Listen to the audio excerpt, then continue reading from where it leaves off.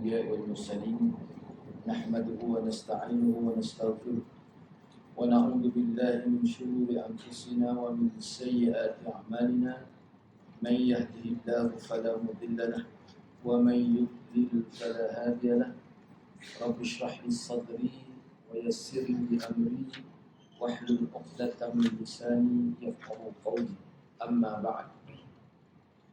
Alhamdulillah, bersyukur pada Allah Subhanahu Wa Taala kerana dapat bersama pada malam ini. InsyaAllah pada malam ini kita akan sambung perbincangan hadis yang ke-896, itu bab yang ke-16. Dalam kitab Sunan Nasa'i ini ada 7 bentuk doa iftitah yang dibaca oleh Nabi SAW. Hak mula-mula disebut pada hadis 885, muka surat 12 tadi, hak yang pertama. Sebab dia duduk tu jauh, jadi kalau saya sebut selepas itu, kalau tak sebut awal-awal takut tu mana yang pertama tu. Muka surat 12 pada hadis 885. Situ doa iftitah yang pertama yang disebutkan oleh Imam Nasa'i. Itulah Allahu akbar kabira walhamdulillahi katsira wa subhanallahi bukratan wa asila. Baik. Sekarang ni kita pergi sini. Okey, cuba tengok muka surat 34, bab yang ke-16 tu. Muka surat 34, amalan ini kita sambung amalan ini. Naw'un akhar min ad-du'a baina at-takbir wal qira'ah. Bentuk doa antara takbir dan bacaan Al-Quran. Ini bentuk doa. Hak sebelum ni sebut dah dua. Jadi hak mula-mula tu pada hadis 8. Bentuk doa yang kedua, doa iftitah yang kedua pada muka surat 30, hadis 895. Hadis 895. Allahumma ba'id baini wa baina khataayaya kama ba'adta bainal masyriqi wal maghrib. Itu ayat kedua. Hak kita nak bincang malam ni hak yang ketiga. Hak yang ketiga dan bacaan Al-Quran. Tadi kan sebut 7 bentuk. Ini bentuk yang ketiga. Jadi Imam An-Nasa'i telah mengemukakan satu hadis di bawah bab ini. Hadis di bawah bab ini menjelaskan bentuk doa iftitah yang ketiga. Yang ketiga. Baik, hadis 896. Wa bi qala akhbarana Amr bin Uthman bin Sa'id qala hadatsana Shuraih qala hadatsana Shuraih bin Yazid. Cuba tengok semula ya. Anda pun tak puasa tadi. Banyak salah bagi. Cuba tengok semula. Lapis kena betul ya. Lapis 9 ni. Wabi qala akhbarana Amr bin Uthman. Amr bin Uthman ibn Sa'id. Qala hadatsa Shuraih bin Yazid. Bukan bagi bawah tak benar. Shuraih bin Yazid Al-Hadrami. Qala akhbarani Shu'aib bin Abi Hamzah. Itu betul kan? Tadi salah. Shuraih bin Yazid. Qala akhbarani Muhammad bin al-Munkadir an Jabir bin as-salata kabbara thumma qala inna salati wa nusuki wa mahyaya wa mamati lillahi rabbil alamin la sharika lah wa bidzalika umirt wa ana minal muslimin atau wa ana minal muslimin. Allahumma hdini li ahsanil a'mal wa ahsanil akhlaq la yahdi li ahsaniha illa anta wa kini sayyi'al a'mal wa sayyi'al akhlaq la yaqi sayyi'aha illa anta. Imam Nasa'i dengan sanad telah meriwayatkan hadis ini daripada Jabir bin Abdullah. Doa ini maksudnya doa iftitah. Maksudnya sesungguhnya salatku, hidupku dan matiku untuk Allah, Tuhan sekalian alam, dan tidak ada sama sekali sekutu baginya. Demikianlah aku telah diperintahkan dan aku adalah salah seorang muslim, yakni orang yang sentiasa menyerahkan diri kepada Allah Subhanahu wa taala. Wahai Tuhanku, bimbinglah aku agar dapat melakukan amal dengan ihsan dan menampilkan akhlak yang baik. Tidak ada yang mampu membimbing ke arah amal terbaik kecuali engkau sendiri dari melakukan amal kejahatan, melainkan engkau sahaja. Ini doa iftitah. Yang ketiga yang diajarkan oleh Nabi SAW. Hal yang ketiga. Baik, cuba kita tengok perbincangan dan pedoman hadis. Yang pertama, hadis Jabir bin Abdullah adalah sahih. Hadis ini sahih. Ini adalah hadis munfarid Imam An-Nasai. Orang lain tak riwayat. Imam Nasai riwayat. Yang kedua, Imam An-Nawawi menjelaskan bahawa kalimah Rabb yang dinisbahkan kepada Allah ada 4 maksud. Kalau kita perhatikan dalam doa tu kan, dia ada sebut dari segi bahasa Arab, mana Tuhan? Rabbul Bait, Rabbus Sayar, Tuhan ke mana Tuhan? Tapi bila di sini, bila nisbah ni, konteks Rabb yang disebut sini nisbah pada Allah, kata Imam Nawawi dia ada 4 maksud. Yang pertama sekali, Al-Malik, yang memiliki. Ada Rabbul Alamin, ada Tuhan yang memiliki alam semesta. Rabb dengan mana Al-Malik. Itu satu, kata Imam Nawawi. Yang kedua, Rabb juga di sini bila dinisbah pada Allah dengan mana As-Sayyid, Tuhan. Pentadbir tu asal bahasa Arab tu tadbir. Amka kata kan, dia kata takdir manusia, tadbir manusia tak boleh mengatasi takdir Allah. Tadbir manusia tak boleh mengatasi takdir Allah. Satu kata hamka, bahasa dia itu benar. Jadi Al-Mudabbir, Rabb dengan mana Al-Mudabbir, mana Tuhan yang mengurus alam semesta. Patut Rabb juga dengan mana Al-Murad, bahasa syariat lah. Kalau segi bahasa Arab mudah Tuhan, Rabb. Para ulama berbeza pandangan dalam menjelaskan maksud alam. Rabbil Alamin, alam tu apa maksud alam? Ahli ilmu kalam, sekumpulan ahli bahasa Arab dan ahli-ahli tafsir menjelaskan alam bermaksud semua makhluk. Ni ada setengah-setengah tokoh dia kata alam ni maksudnya semua makhluk. Tak kira lah makhluk manusia ke, pokok kayu ke, hayawan, masuk semua. Ada sekumpulan ulama yang mengatakan ia bermaksud malaikat, manusia dan jin. Ada juga maknanya manusia. Manakala Al-Hasan bin Al-Fadl dan Abu Mu'az Al-Nahwi, tokoh bahasa, tokoh Nahwu, mengatakan dia adalah dunia. Alam tu mana dunia? Tempat operasi manusia. Tak masuk lagi sebab manusia tak operasi situ. Dan apa yang ada di atas dunia, hak dalam dunia tak kira, atas dia. Tempat operasi manusia. Dia kata gitu. Jadi mana kalimah alam tu sendiri pun dalam konteks pemahaman yang dimaksudkan dalam hadis. Kalau tengok dalam mudah alam dunia, seluruh alam ni ciptaan Tuhan. So kata tak semua lah masih Allah sebenarnya. Tapi masih Allah tu tak, waktu tu memang untuk makhluk, bukan pada alam. Baik, tak apalah, banyak lagi, cuma saya ambil sebagai. Yang keempat, maksud sabda Nabi SAW, ahsanil a'mal. Apa maksud ni dalam doa ni? Allahumma hdini li ahsanil a'mal. Apa maksud ahsanil amal? Terjemah biasanya sebaik-baik amal. Mengikut pensyarah hadis, dia kata maksud ahsanil amal adalah amal yang paling sempurna. Adalah yang selaras dengan kitab. Orang panggil amal yang paling sempurna. Selaras dengan Quran, selaras dengan hadis, dan dia ikhlas kerana Allah. Itu boleh dikatakan kebanyakan pensyarah hadis dia sebut gitu, mana ahsanil amal. Yang kelima, membaca doa iftitah adalah sunat dan musalli diberikan pilihan untuk memilih mana-mana doa iftitah yang mereka suka asalkan ia sabit daripada Nabi SAW. Bahkan mereka diberikan kelonggaran untuk membaca semua jika itu tidak menyusahkan mereka. Ini pandangan ulama. Asalkan sabit, yang kita baca itu sabit daripada Nabi. Baik, seterusnya kita pergi pada bab yang ke-17. Kita pergi pada bab yang ke-17. Apa tidak setuh sayyidil akhlak tu maknanya hak lawai pada tadi, lawai pada sayyid ahsanil amal.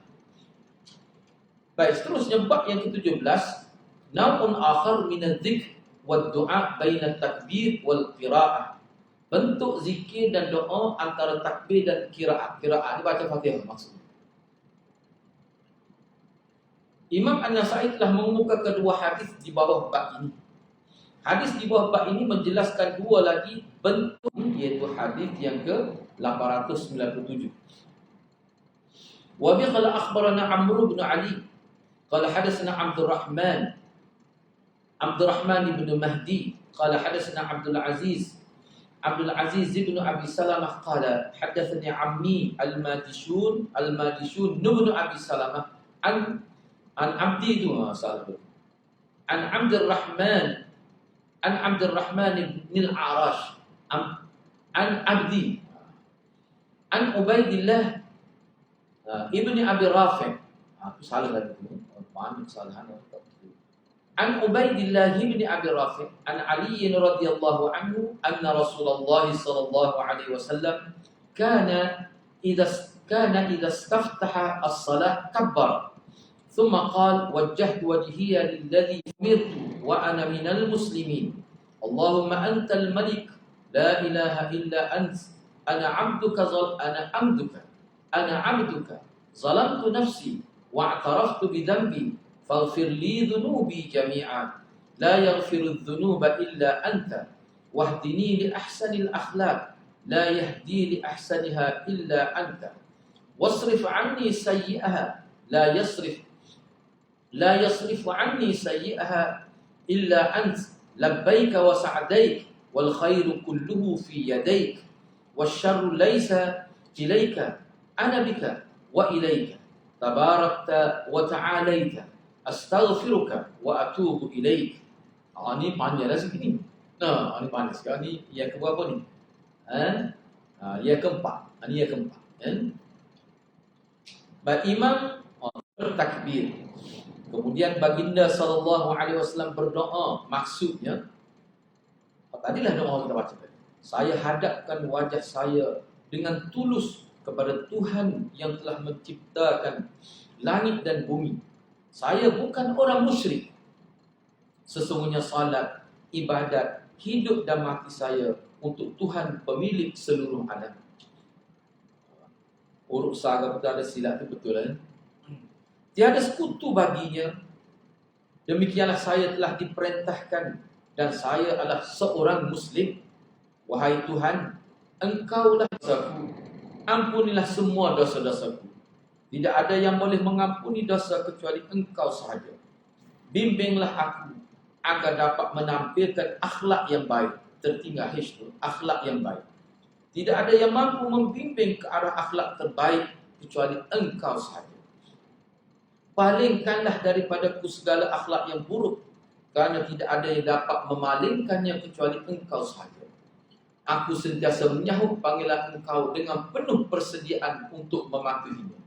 Semua kebaikan berada dalam kepala dan aku berlindung kepada Engkau. Maha suci Engkau dan maha tinggi Engkau.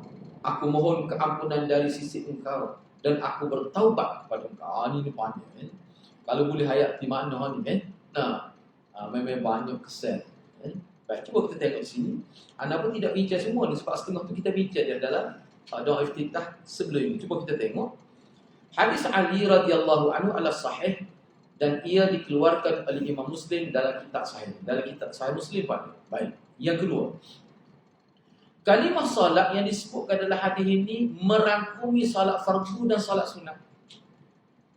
Kita sebut dah sebelum ni Imam Nawawi rahimahullah pernah sebut, kita bincang sebelum ni dalam kitab Majmu', dia kata doa iftitah ni kita jumpa di sebelum. Itu kenyataan daripada Imam Nawawi. Baik. Jadi kalimah solat yang disebutkan dalam doa iftitah ni merangkumi solat fardu dan sunat. Ini berdalilkan kepada beberapa riwayat yang menyebutkan kedua-dua. Jadi laras bahasa seperti hadis kita baca ni, ada yang sebut salat sunat, ada yang sebut salat fardu. Misalnya, yang pertama, riwayat yang menunjukkan salat fardu, riwayat Ibn Hibban, idza qama ila salat al-maktubah, apabila baginda bangun untuk salat. Riwayat An-Nasa'i yang akan menyusul, kita tak jumpa lagi ni selepas ni. Idza qama yusalli tatawwu'an, maksudnya apabila baginda sallallahu alaihi wasallam bangun untuk salat sunat. Tatawwu' ni salat sunat. Riwayat-riwayat ini jelas menunjukkan salat yang dimaksudkan adalah merangkumi salat fardu dan sunat. Maknanya dalam doa iftitah ni dia tak kira salat kamu. Kecuali jenazah. Tak ada lah. Itu jelas tak ada. Baik. Yang ketiga. Sabda Nabi SAW, "Idza istaftaha as-salah kabbara, thumma qala." Okey. Ia bermaksud bahawa doa iftitah selepas takbir. Saja ni. Sebelum itu kita jumpa dah. Ni antara jelahnya. Idza istaftaha as-salah kabbara. Apabila Nabi memulakan salat, dia akan bertakbir. Kemudian selepas tu baru dia kata. Kata tu doa iftitah lah. Makna selepas. Jadi para ulama berbeza pandangan dalam menentukan maksud sabdaan ini. Wajah wajhi tu anak terima tu mudahnya. Aku hadapkan wajahku kepada engkau. Wajah wajhi lillazi fatara as-samawati. Aku hadapkan wajah aku kepada Tuhan yang menciptakan langit-langit dan bumi. Walau bagaimanapun ulama berbeza pandangan. Ada yang mengatakan aku hadapkan wajahku seperti yang kita terjemah di sini. Yang kedua, aku niatkan ibadatku kepada Tuhan yang menciptakan langit dan bumi. Itu satu makna yang kedua. Makna yang ketiga, aku murnikan tauhidku kepada Tuhan yang menciptakan langit-langit dan bumi. Itu antara makna yang diberikan oleh pensyarah-pensyarah hadis. Baik, yang kelima. Kenapa disebutkan 7 lapisan langit? Tidak disebut 7 lapisan bumi. Sedangkan kita tahu bumi ada 7 lapis juga dalam setengah riwayat sebut. Tapi banyak dalam Quran pun tidak. Biasa sebut samawati wal ard. Samawat tu jamak, langit-langit. Bumi sebut mufrad. Orang yang berpendapat ia mengisyaratkan langit lebih mulia daripada bumi. Bagi Imam An-Nawawi, pendapat ini menguatkan pandangan yang sahih, iaitu pandangan jumhur yang mengatakan langit lebih mulia daripada bumi. Itu pandangan Imam Nawawi. Namun ada yang mengatakan bumi lebih mulia kerana ia menjadi tempat tinggal para nabi dan rasul. Ini adalah pendapat yang lemah, kata Imam Nawawi. Ini dalam kitab dia Majmu' lah, dalam kitab Imam Nawawi Majmu'. Namun bagi sebahagian ulama, mereka tidak menyukai perbahasan ini kerana ia tidak perlu. Jika ada keperluan, pasti dijelaskan oleh Nabi SAW. Ini orang panggil perbincangannya sebentar lalu saja. Tidak perlu kita membebankan diri membicarakan perkara ini. Serahkan sahaja hal ini kepada Allah Subhanahu Wa Taala. Ia termasuk perkara gaib yang mana Allah SWT sahaja yang mengetahui. Apa yang sebut dalam Quran banyak sebut samawat, langit-langit, bumi sebut ya. Ini termasuk perkara gaib. Kita tahu itu sebenarnya. So ulama kata Nabi dulu di tingkat-tingkat tertentu tu. Nabi ni dulu tingkat ni ada disebut. Baik, tak apalah. Seterusnya, yang keenam, perkataan musyrikin yang disebutkan adalah hadis merangkumi semua kafir, bukan khusus syirik saja. Penyembah berhala, tak kira berhala dalam apa bentuk sekalipun, termasuk azimat tu. Ulama kata berhala juga tu azimat tu. Ulama sebut tu termasuk naum tu. Daripada azimah juga. Daripada azimah. Baik. Yahudi, Nasrani, Majusi, Zindik dan selain mereka. Sedangkan kita tahu musyrik ini makna orang yang memberikan sifat Allah pada makhluk. Dan dia kata sini nak ayat kufur. Kebanyakan ahli pensyarah dia kata dia termasuklah pun. Bukan syirik saja. Kan ada kalau kafir tidak syirik. Dia kafir tak percaya pada Tuhan, dia tidak syirik. Mulhid dipanggil. Tapi di sini termasuk kalangan orang-orang yang menyerahkan secara total nasib saya kepada Allah, tunduk sepenuhnya kepadanya dalam keadaan ikut sahaja apa yang dia perintahkan. Itu maknanya Muslim. Kalau sahih daripada Nabi, gini kita buat. Itu maksudnya. Yang ke-8, kenapa dalam setengah riwayat Nabi SAW menyebutkan wa ana awwalul muslimin. Pak tadi wa ana minal muslimin, wa ana awwalul muslimin. Apa sebut awwalul muslimin? Dan saya adalah orang Islam yang mula-mula. Bagaimana tu maksud? Saya orang Islam yang mula-mula. Kenapa Nabi sebut begitu? Imam An-Nasai menyebutkan lafaz ini dalam kitab dia Al-Kubra. Kubra ni kitab asal sebelum direngkahkan menjadi Nasai. Kita bincang sudah Nasai. Dan ia juga sahabat dalam setengah riwayat Muslim ada sebut wa ana awwalul muslimin. Imam Asy-Syafi'i rahimahullah berkata, ini kata-kata Imam Syafi'i, dia kata kerana Nabi SAW adalah orang pertama umat ini yang menjadi Muslim. Al-Hafiz Ibn Katsir membuat ulasan berkenaan firman Nabi, parti dakwahmu. intipati dakwahnya adalah Islam. Asal dakwah semua Nabi adalah ubudiyah kepada Allah Subhanahu Wa Taala yang esa, dan tidak ada sama sekali yang sekutu dengannya. Ada yang kata ni. Jadi makna ana awal muslimin maksudnya dalam konteks umat ni. Bukan menafikan umat lain itu tidak Islam, tidak. Umat ni.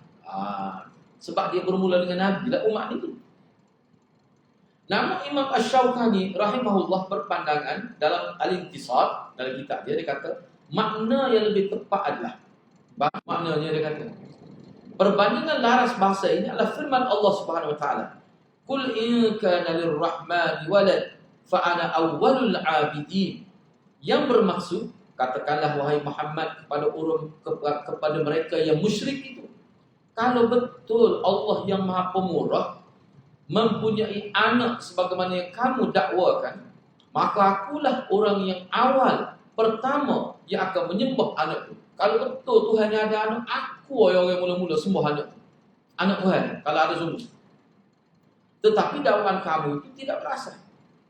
Jadi maksud Imam Syaukani, kalau kita perhatikan larah bahasa Quran ini, mana orang mula-mula taat. Kalau betul lah Tuhan yang ada, aku orang mula-mula sembah. Itu mana awalul muslim. Jadi mana Syaukani ini ada. Tidak bertanggung. Ada sama tu maksud. Jadi maknanya bagi Imam Syaukani kata ni lebih baik sebab dia belagak, dia selaras dengan Quran, itu maksud dia. Baik, yang ke-9. Antal maliku. Sebab biasa dia kata malik tu mana raja. Malikana sultan. Kalau kita dengar baca ketubuk Malikana sultan. Jangan baca malak jadi malaikat. Malakana sultan itu jadi malaikat sultan. Itu beza. Cuma dalam konteks ni, anda ambil dalam beberapa syarat lah. Anda buat kesimpulan. Maksudnya Tuhan yang maha berkuasa ke atas sesuatu.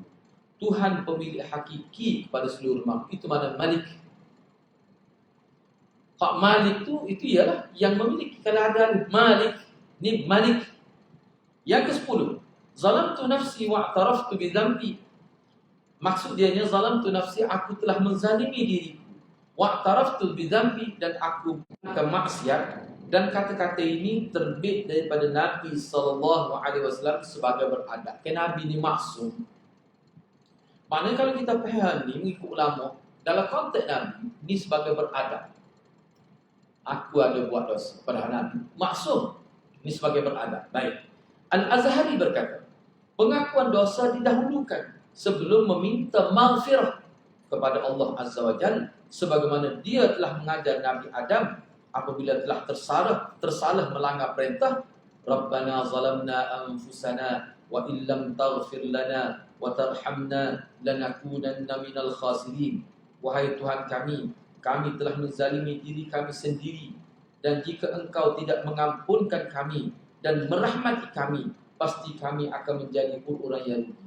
Jadi maksudnya Nabi nak ajar kita, salah satu bentuk adab dalam doa, bila kita nak minta dengan Allah, sebut kita buat pengakuan dosa. Banyaknya wahai Allah aku buat dosa. Kita sebut sunnah. Cara doa sunnah ni, sebut dulu kesalahan kita kepada Allah. Baik, saya telah menyakiti ibu saya. Saya menyesal wahai Allah. Sebut dulu. Lepas tu minta lah, ampunlah dosa saya wahai Allah. Saya berjanji saya tidak akan. Kita sebut selepas. Itu maksud di sini.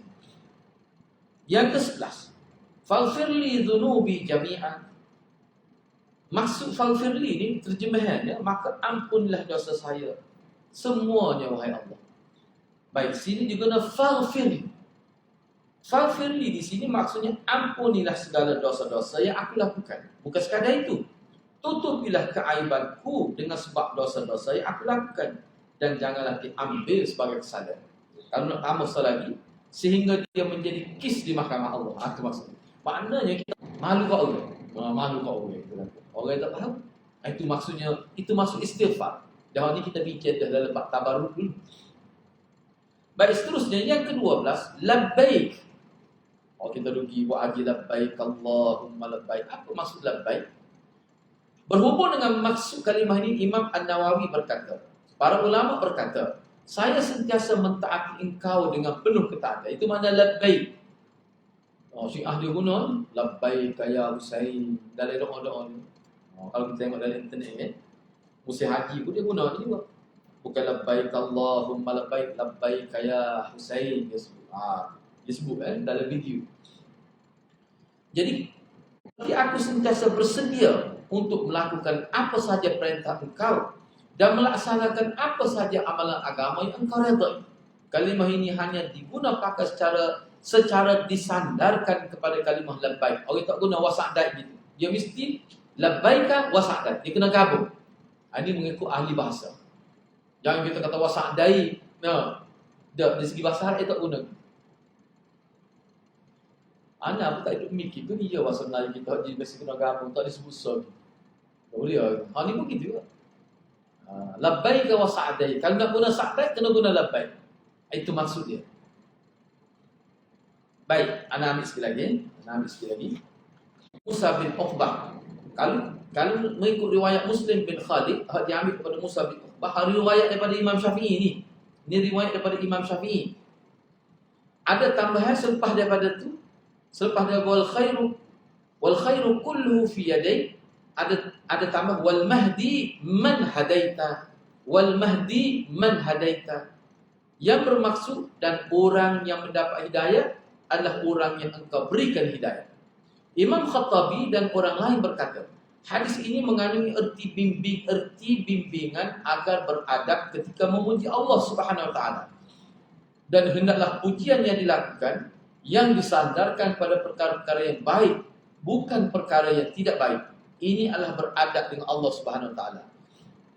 Perkara itu kita bincang bawah. Yang biasa kita dengar gini dah. Ada setengah seorang mengajar dia kata begini, apa yang baik daripada Allah, apa yang tidak baik atau yang kurang itu daripada kelemahan diri saya sendiri. Itu makna beradab.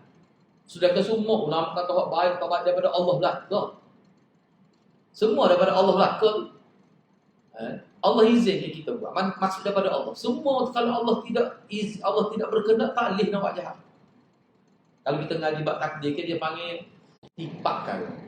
Bila kita kecek tentang takdir, dia melibatkan 4 perkara. Hak saya sebut dulu, pandangan ulama lain, dia sebut 3 perkara. Ni lebih kemahan. Pertama sekali ilmu. Bila kita sebut tentang takdir, dia berkait dengan ilmu Allah, bukan ilmu kita. Yang kedua, takdir ni dia berkait dengan tulisan, catatan. Allah suruh malaikat catat di Lauh Mahfuz. Dia tersimpan di situ. Ni iblis, syaitan tak boleh nak pergi tengok. Yang ketiga, dia berkait dengan masyiah, kehendak Allah.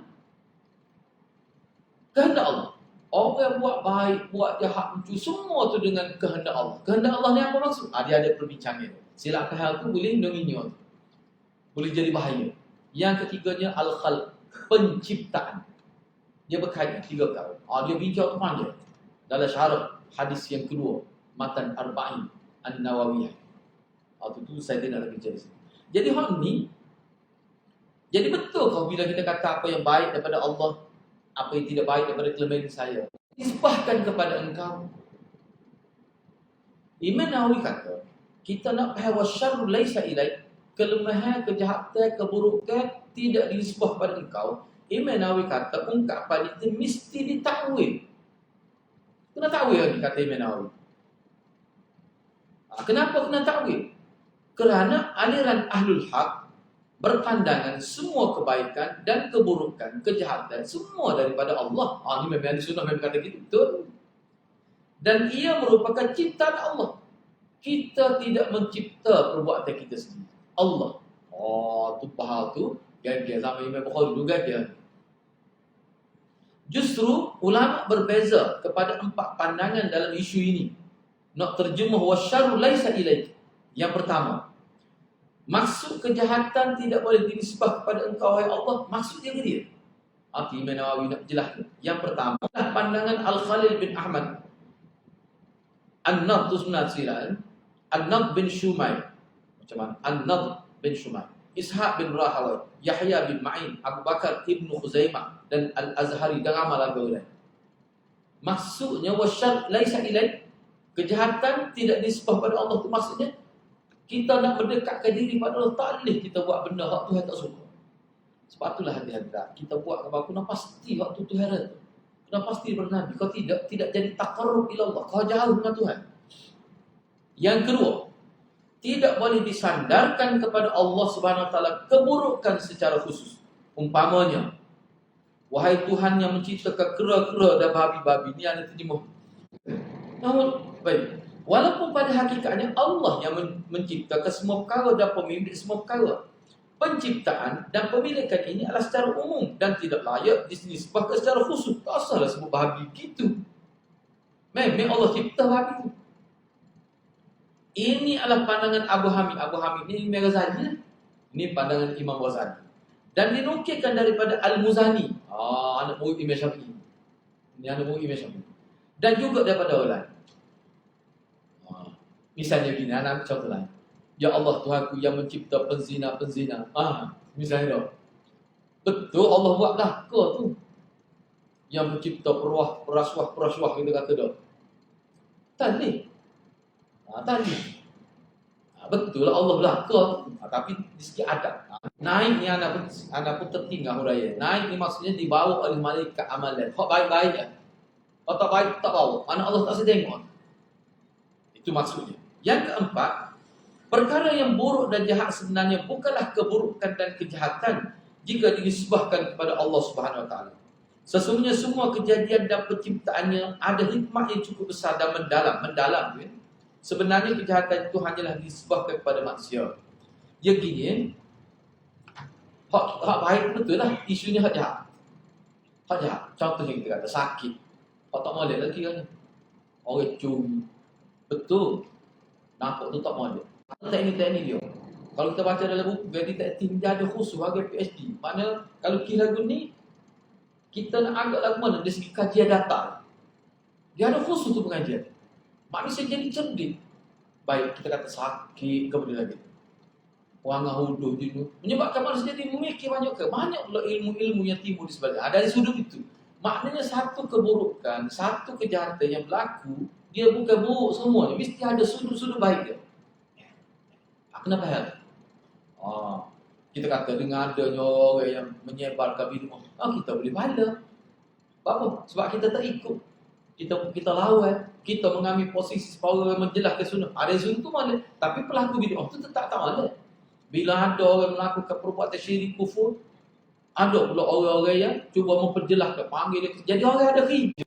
Seorang itu sakit. Jadi kira-kiranya zahirnya rahmat Allah pada dia tu tak ada di situ sebab dia sakit.